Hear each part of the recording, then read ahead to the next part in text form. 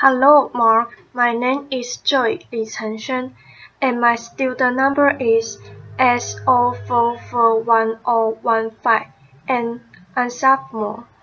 The title of the speech is What I Learned from 100 Days of Rejection, and the speaker's name is Jiang. When I was 6 years old, I received my gift. My first grade teacher had this brilliant idea. She wanted us to experience receiving gifts, but also learning the virtue of complimenting each other. So she had all of us come to the front of the classroom, and she bought all of our gifts and stacked them in the corner. And she said, "Why don't we just stand here and compliment each other? If you hear your name called, go, go and pick your gift and sit down." What a wonderful idea, right? What could go wrong? Laughter. When there were 40 of us to start with, and every time I heard someone's name called, I would get out and I would give out the heartiest cheer. And then there were 20 people left, and 10 people left, and 5 left, and 3 left, and I was one of them, and the compliments stopped. Well, at that moment, I was crying, and the teacher was freaking out. She was like, "Hey, would anyone say anything nice about these people?" Laughter. No one. "Okay, why don't you get your gift and sit down? So, perhaps next year, someone might say something nice about you." Laughter. Well, as I'm describing this you probably know I remember this really well.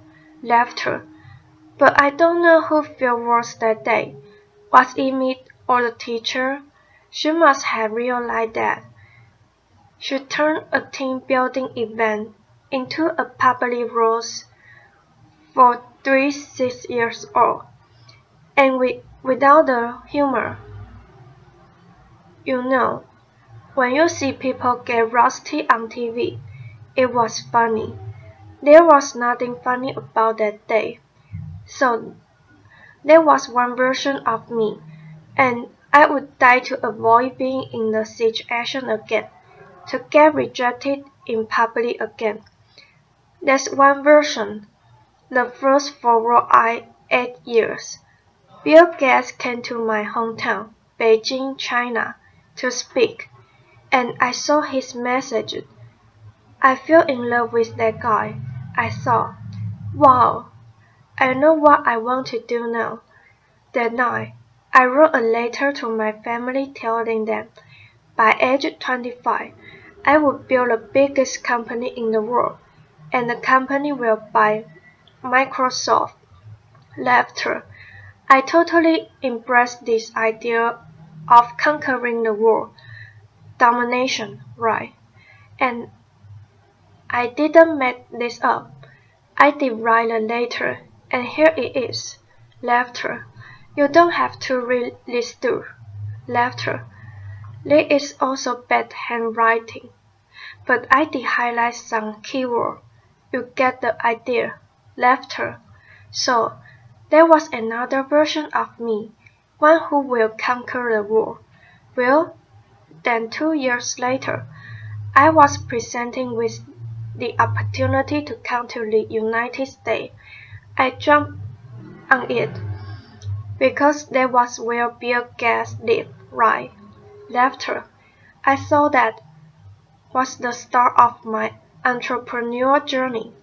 Then, fast forward another 40 years. I was 30. Nope, I didn't build that company. I didn't even start. I was actually a marketing manager for a Fortune 300 company. And I feel I was stuck. I was stagnant. Why is that? Well, it's that 40 years old who wrote the letter. It's not because he didn't try. It's because every time I had a new idea, Every time I wanted to try something new, even at work, I wanted to make a proposal. I wanted to speak up in front of people in a group. I feel there was the constant battle between the 40-year-old and the 6-year-old. One wanted to conquer the world, make a difference. Another was afraid of rejection. And every time that 6 years old won, and this fear even persists after I started my own company. I started my own company when I was 30. If you want to be Bill Gates, you got to start sooner or later, right? When I was an entrepreneur, I was presenting with an investment opportunity, and then I was turned down, and that rejection hurt me. It hurt me so bad that I wanted to quit right there. But then I thought, hey, would Bill Gates quit after a simple investment rejection? Would any successful entrepreneur quit like that? No way.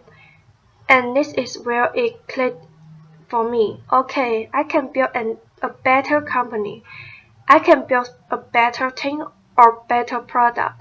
But one thing for sure, I got to be a better leader. I got to be a better person.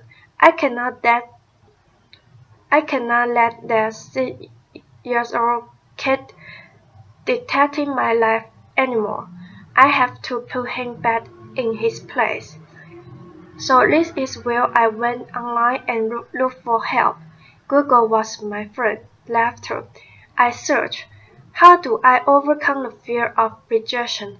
I came up with a bunch of psychology articles about where the fear and pain are coming from.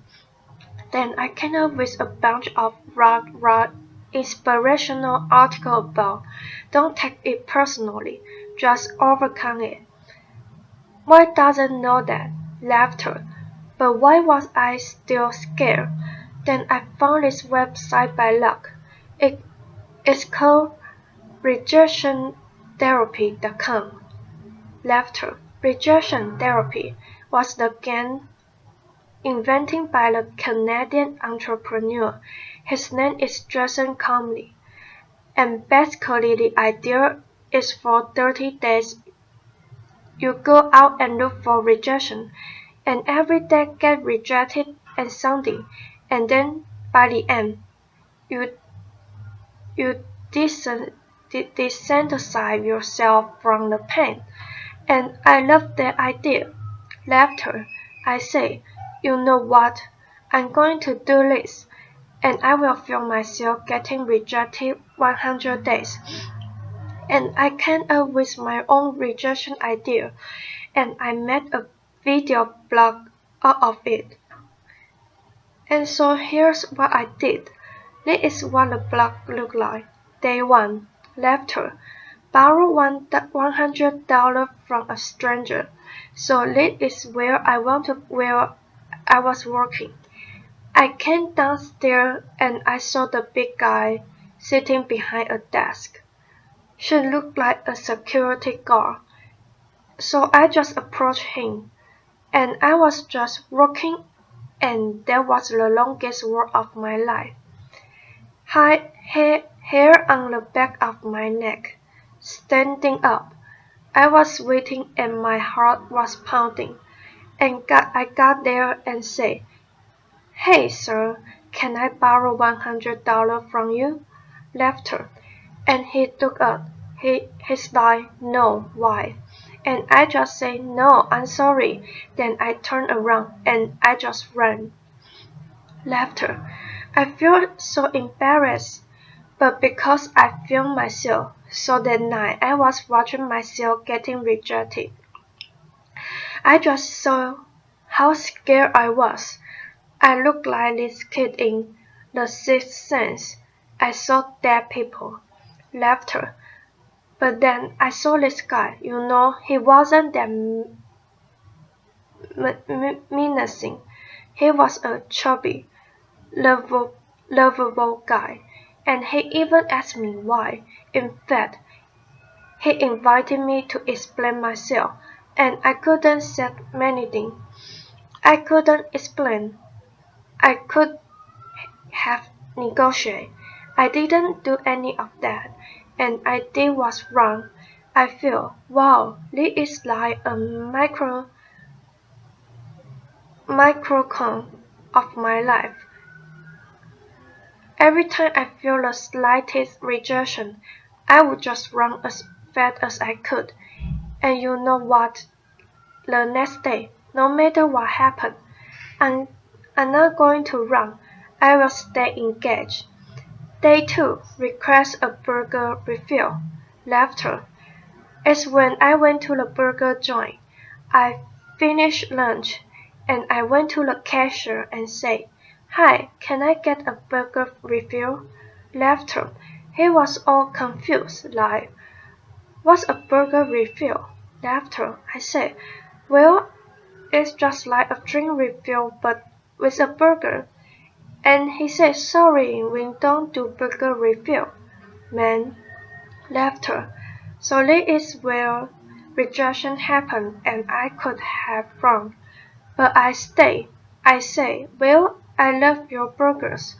I love your joint. And if you guys do a burger refill, I will love you guys more." Laughter. And he said, "Well, okay. I will tell my manager about it. And maybe we will do it. But sorry we can't do this today." Then I left. And by the way, I don't think they've ever done burger refill. Laughter. I think they are still there, but the life and death feeling I was feeling the first time was no longer there. Just because I stayed engaged, because I didn't run, I say, "Wow, great. I'm already doing things. Great." And then day 3, getting Olympics done now. This is where my life was turned upside down. I went to a Krispy Kreme. It's a donut shop in Manning, the southeastern part of the United States. I'm sure they have some here too. And I went in. I said, "Can you make me donut that look like Olympic symbol?" Basically, you interlink 5 donuts together. I mean, there's no way they could say yes, right? The donut maker took me so seriously. Laughter. So she put a paper, started drawing down the color and the ring, and it's like, how can I make this? And then 15 minutes later, she came out with a box that looked like Olympic ring, and I was so touched. I just couldn't believe it. I just couldn't believe it.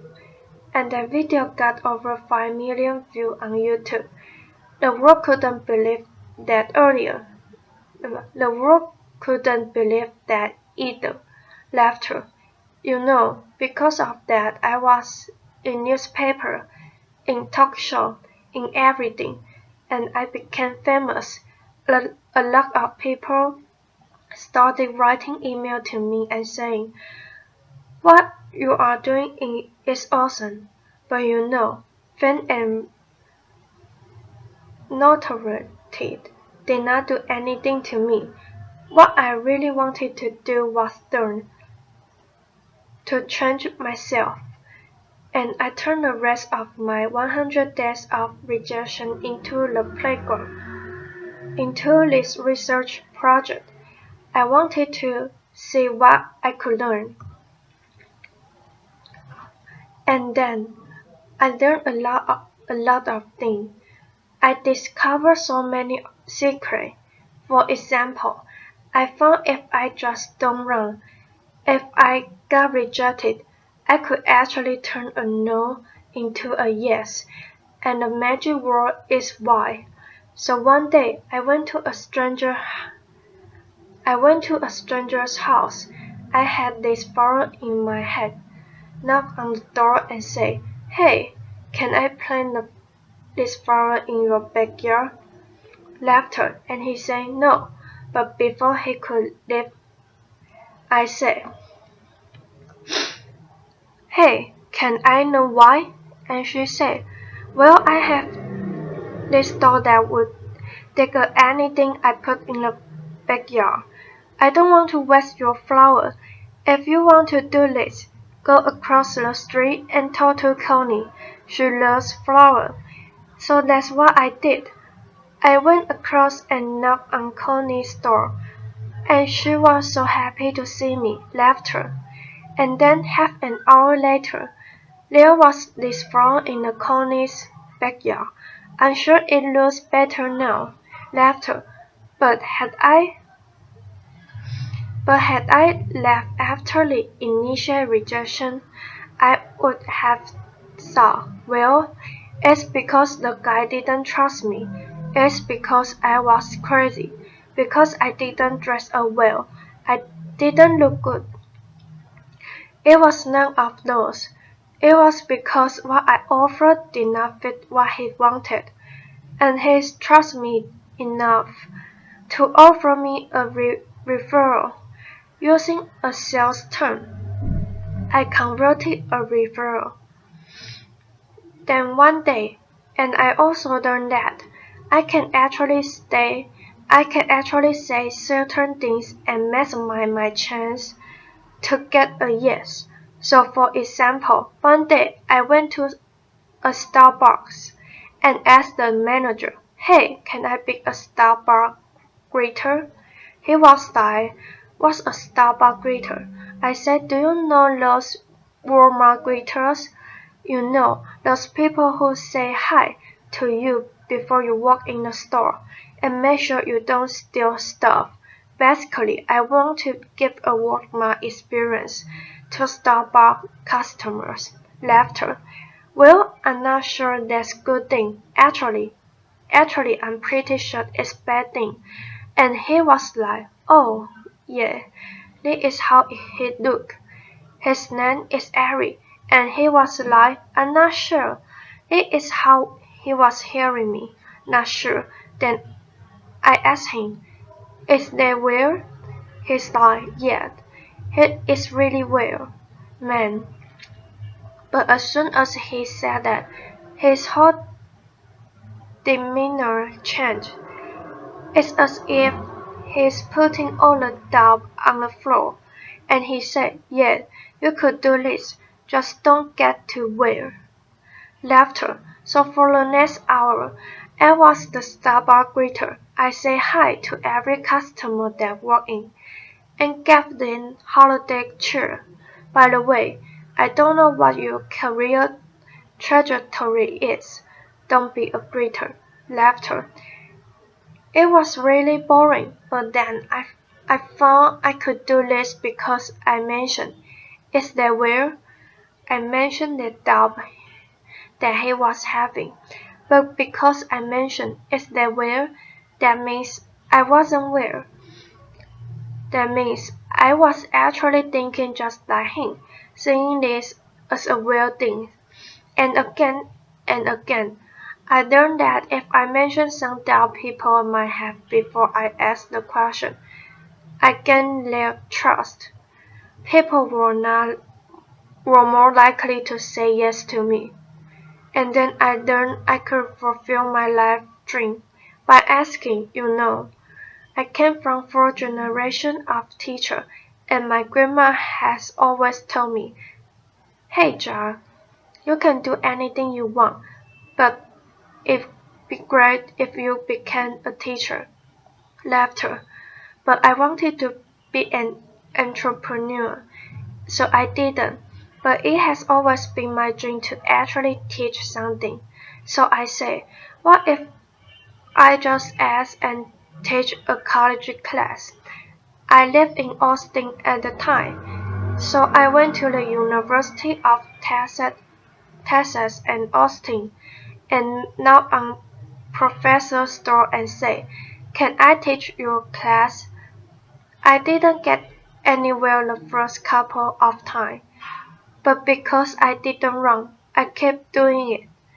And on the third day, try the professor was very impressed. He was like, No one has done this before, and I came in prepared with my PowerPoint and my lesson. He said, "Wow, I can use this. Why don't you come back in 2 months? I will fit you in my curriculum." And 2 months later, I was teaching a class. This is me. You probably can see. This is a bad picture, you know. Sometimes you get rejected by lighting, you know. Laughter. By now, when I finished teaching the class, I walked out crying because I thought I could fulfill my life dream just by simply asking. I used to think I have to accomplish all these things, have to be a great entrepreneur, or got a PhD to teach. But no, I just asked, and I could teach. And in that picture, which you can see, I quote Martin Luther King Jr. Why? Because in my research, I found that people who really change the world, who change the way we live and the way we think, are the people who are met with initial and often violent rejection. People like Martin Luther King Jr., like Mahatma Gandhi, Nelson Mandela, or even Jesus Christ.